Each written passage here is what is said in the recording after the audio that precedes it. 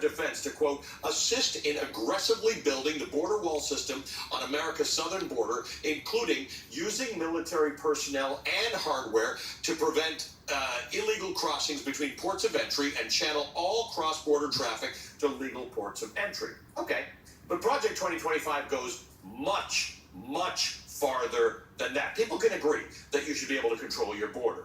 But not only does Project 2025 aim to close the border and to militarize the border, it aims to use every lever of government to find, detain, and deport undocumented people, going so far as to take funding and housing away from people who are just associated with undocumented immigrants. Look at this recommendation. It's to the Department of Education on page 167. It wants the Department of Education to, quote, deny loan assistance to those who are not U.S. citizens or lawful permanent residents and deny loan access to students at schools that provide in-state tuition to illegal aliens. We don't use that word. That's their language. But let me just tell you, this is crazy.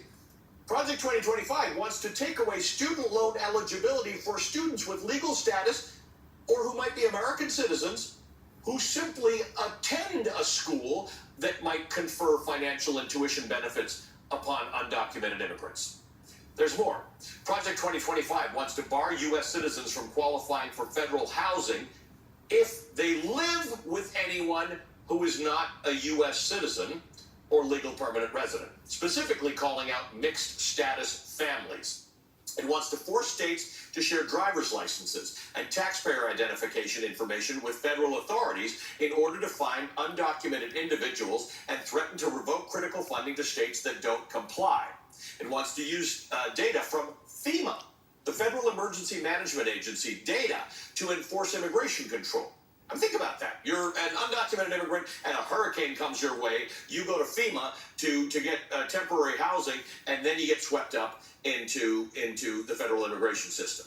Data that is supposed to be used for major disasters. It wants to bring back child and family detention and increase the national capacity for those detention centers. I can go on, but Project 2025 doesn't just go after undocumented people or illegal immigration. It would actually even severely limit legal immigration, which we know to be an imperative in this country, an economic imperative. It would effectively terminate the legal status of 500,000 dreamers. The percentage of Americans who think dreamers should have legal status in this country is way above 80%. But Project 2025 would take status away from dreamers. It would use the existing backlog of cases to suspend most legal immigration. It would limit the number of H-2A and H-2B temporary worker visas. That would cause critical gaps in the agricultural industry, the construction industry, the hospitality sector, and the forestry sector. It would even reduce the number of H-1B, highly skilled worker visas. Ask your doctor, if you've got a doctor who's not from America, what kind of visa they're on. It's probably an H-1B. It would significantly limit the number of T and U visas. You probably don't know what those are, but they're the visas that are given to victims of human trafficking, violence, and abuse. Human trafficking, violence, and abuse. We're targeting them too. Let's remember the context here. Trump and the Republican Party have for a decade now made the amorphous threat of immigrants a central rallying point.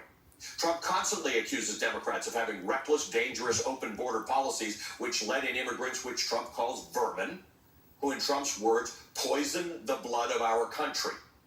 But remember, Donald Trump loyalists in Congress killed the modern era's strongest effort at border control.